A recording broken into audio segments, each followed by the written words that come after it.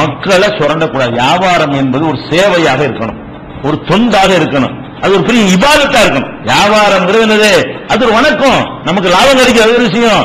மக்களுக்கு உதவி செய்யறோம் ஒரு நல்ல எண்ணத்துல செய்யும் பொழுது அதனால அல்லாஹ் என்ன செய்யும், நமக்கு கூலி கிடைக்கும். மக்கள் கஷ்டம் இல்லாம அவங்களும் நல்லபடியா இருக்கணும், நம்மளும் நல்லபடியா இருக்கணும் அப்படின்னு செய்யக்கூடிய ஒன்றை சுரண்டி மக்களை கஷ்டப்படுத்துவதற்கு ஒரு கருவியாக பயன்படுத்தக்கூடாது என்பதற்கு தான் ரசூல் ஸல்லல்லாஹு அலைஹி வஸல்லம் அவர்கள் இதை ரொம்ப தெளிவா சொல்றாங்க. அதனால பதுக்கல கூட அல்லி ஹத்திகா மணிஹத்தகர போவ காத்திமுன், யார் ஒருத்தன் பதுக்குறானோ அவன் பாவி. பதுக்க கூடாது. பதுக்குறேன்னா நீங்க ஒரு வியாபாரியா இருக்கிறீங்க, வியாபாரியா இருக்கும்போது நிறைய சரக்கு, பதுக்கன்னா என்னோட அர்த்தம் நிறைய பேர் வழங்க மாட்டேங்குது. நிறைய சரக்கு வச்சிருந்தா அதுக்கு பேர் பதுக்கல் கிடையாது. ஒரு பெரிய ஹோல்சேல் வியாபாரி இருந்தா சீனி 1000 மூட்டை வச்சிருப்பான், மல்லி 1000 மூட்டை வச்சிருப்பான், சோரம் பருப்பு 2000 மூட்டை வச்சிருப்பான். பதுக்கலா? ரொம்ப வச்சிருந்தா பதுக்கல் கிடையாதுங்க. பதுக்கல்னா என்ன தெரியுமா?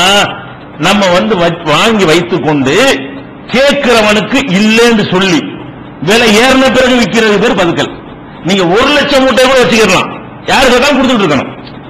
கேட்டு சொல்லு, ஆக பஜார் நிலவரம் நல்லபடியா போயிட்டு இருக்கு, சூடா போயிட்டு இருக்குது, 2 நாளைக்கு விற்காம இருந்தோம்னு சொன்னா அதோட ரேட்டை வேற அப்படின்னு நினைக்க கூடாது. நம்மகிட்ட 1,00,000 தோரம் பருப்பு மூட்டை இருக்குன்னு வைங்களேன், நம்ம கேட்கறானா நம்ம என்ன செய்யறது? தோரம் பருப்பு மூட்டைக்கு 200 ரூபாய் கூடி போச்சான்னு போன் வரும். இவன் என்ன செய்யறது? தோரம் பருப்பா இல்லையே, மூளை வச்சுக்கிட்டு நாளைக்கு கேட்டாலும் இல்லையாமா, எப்ப கொடுப்பான் அவன்? இல்ல தடுமாறி கிடுமாறி எங்கேயும் இல்லைன்னு வந்த பிறகு வருவானா 200 ரூபாய் கூடி போச்சு இப்ப அப்படிமா. அன்னைக்கு கூட்டலாம், எப்ப கூட்டலாம்? நீ கேட்கிறவனுக்கு அன்னைக்கு உள்ள நடப்பது கொடுத்துக்கிட்டே இருக்கணும். அதுக்கு பிறகு மிஞ்சினா நீ கூட்டிக்க. மார்க்கெட் யாருன்னா கூட்டுற மார்க்கெட் நிலவரத்துக்கு என்ன குறைஞ்ச அவனு 1000 ரூபாய் மூட்டை 300 ரூபாய் போச்சுன்னா நீ 1000 ரூபாய் சொல்லிட்டு வச்சுட்டு இருக்க முடியுமா? எவனோ வாங்குவானா? குறைச்சுதான் ஆகணும். விலை குறைந்தால் வியாபாரி குறைச்சுதான் கொடுத்தா ஆகணும். விலை ஏறினால் அவன் அதோட லாபத்தை அடைஞ்சது, இது குற்றமெல்லாம் கிடையாது. ஏறினா அடைஞ்சிக்கிறவான், இறங்கினா அவன் நஷ்டப்படுவான். அதுதான் சேர்க்கிறோம். வருஷ கடைசியில் பார்க்கும்போது என்ன செஞ்சிடறேன், 2 பேரும் இறங்கணும் 2 பேரும் ஏறணும் சேர்ந்து சரியாய் கரெக்டான ஒரு வியாபாரம் ஆயிக்கணும். அது தப்பு கிடையாது. ஆனா பதுக்கல்ங்கிற என்னன்னு கேட்டா சரக்கை வைத்துக் கொண்டு தேவைப்படும் போது இல்லைன்னு சொல்வது. நீ 10 கிலோ சீனியை வச்சுக்க, விலை ஏறி போச்சுக்கிறான், தீக்கில வைக்காம 10 கிலோ, அது நீ பதுக்கலாயிரும். 10,000 மூட்டை வச்சாலும் பதுக்கல் இல்லாம போயிடும்.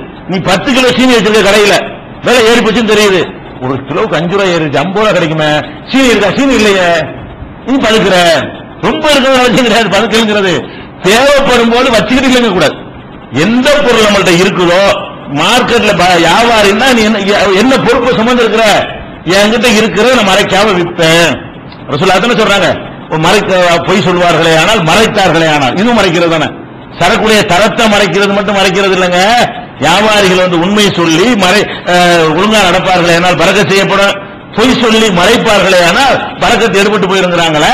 உங்ககிட்ட இருக்குல்ல சரக்கு, இந்த சோப்பு இருக்கான்னு உன்கிட்ட கேட்கறான், அந்த சோப்பு தட்டுப்பாடா இருந்துட்டு போது, உன்கிட்ட இருக்குல்ல, இருக்குதா வச்சுக்க. நீ கேட்கும் போது கொடுத்துட்டு இருக்கணும். அப்ப இல்லைன்னா இல்லைன்னு சொல்லணும். வச்சுக்கிட்டு இல்லைன்னு சொல்லுவது அது பதுக்கல். அப்ப இதெல்லாம் எதுக்கு ரசூலுல்லாஹ் இதெல்லாம் சொல்றாங்க?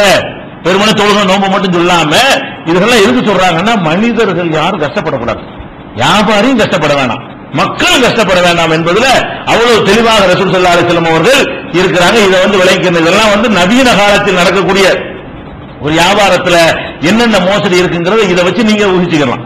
புதுசா எந்த வியாபாரம் வந்தாலும் சரி, இது மக்களுக்கு இடைஞ்சல் தருதா, மக்களுக்கு சிரமம் தருதா, மக்களுக்கு விலையை ஏற்றி விடுதா, மக்களை ஏமாத்துதா, உள்ளுக்கு மோசடி இருக்குதா, பிராட் இருக்குதா, புரோக்கர் நுழைஞ்சதுல ஏமாத்துறானா, இந்த அம்சங்கள் எந்த தொழில இருந்தாலும் சரி ஹலாலான முறையில் சம்பாதிக்க நினைக்கிற ஒரு முஸ்லிம் அதை செய்யக்கூடாது.